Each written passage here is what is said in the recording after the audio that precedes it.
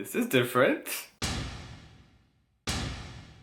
Oh hey everyone, my name is Americ and welcome to a brand new review for The Mentalist Season 7, Episode 11, titled Byzantium. As you can tell, I am not in my usual digs.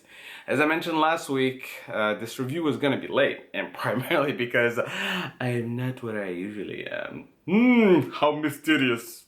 And guess who's back? Yes, I knew I would need this t-shirt one day. I knew I would need it, and today is the day. And I'm glad that I'm able to use it because we have a special episode to discuss. Now, before we delve into this, if you're wondering where I am, the answer will be revealed in my next Americon video, so stay tuned for that. What up, shameless plug? So without further ado, you saw the episode, I saw the episode, we know what happened, let's jump into what worked. First thing you have to notice is that in this episode, they really did a really great job of acknowledging the grief. The grief of losing Vega, and everybody was feeling it, but none more than, is that the correct way of saying it? None more than Cho and Wiley, who in their own way are grieving harder than everyone else, and they're just trying to find a way to make it work.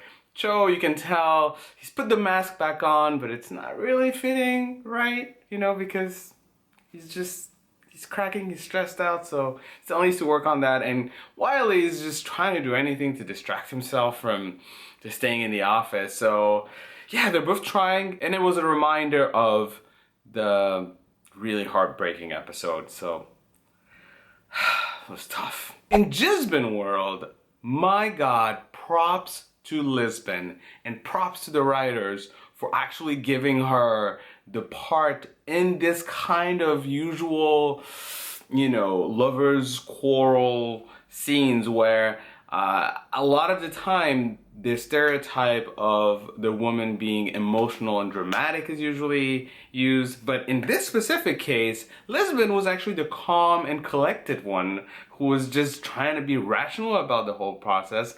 And I like the fact that they flipped the script and had Patrick being a little bit of the emotional dramatic one. So I was like, yeah, finally, you know, some realism, some differentiation. So props to the writers for flipping the script on this one, and I actually enjoyed the way they worked through this episode. They resolved some of it, although it brings up a lot of questions. Is Patrick getting a dog? What was the waitress about? You know, so many questions. But you know what? I decided to move on because we have other fish to fry. Get the Christina Fry? Huh? No? No? I don't know. So let's move on to the psychic of the episode. That psychic was good, right? Like, it really did remind me a lot of the Christina Fry episodes because it was very believable. I know that he wasn't a psychic, but he was really good. He was Patrick level good. And I think even Patrick sometimes is worried when he meets people like that because it's very difficult to disprove, you know, someone who's just super smart, right? You really have to catch him in a lie or sort of try to trick him, but he's so smart that it's hard to catch him in a lie and try to trick him. He kind of reminded me of what Patrick did when he was started to talk to the press. I'm like, ooh, you shouldn't do that. I don't think serial killers like that when psychics go on and talk. And I was right. It ended up with the guy being strung up and with some markings on him. So you're like, yeah, this was super Red John-like. Not bad. The only thing that was missing was the smiley face. Actually, even the toenails. So I guess toenails the new smiley face. But it also brings me to what didn't work. Ugh, I'm sorry guys. As much as I like this episode, it was kind of like annoying to have it be so close to Red John. I mean, I know I'm weird. I know I'm conflicted about this because I do enjoy these kinds of serial killer, you know, sort of storylines. I love the fact that it's reminiscent of the old Red John storyline. So it's like a wink and a nod of like, hey, you know, remember Red John? One of the things that made you like this series? Yeah, it's kind of like that. It's kind of like that. Unfortunately, that's kind of annoying me because now it's reminding me of the Red John storyline and how it ended and how it had a lot of unanswered questions and some of them were related to psychics, and now you're bringing it up again. So I'm not super happy about it. I'm not gonna lie. Too soon. Too soon.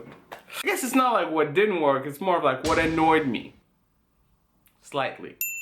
Anyways, my overall thoughts of this episode, it was a great episode. I mean, it was a great segue to the final 2-hour finale, and I just can't wait to see more. I like the fact that Jane and Lisbon are back together. I like the fact that they have this common goal to get this Red John-like killer, and I'm actually wondering, are they even gonna say the words Red John at any point before the end of this season?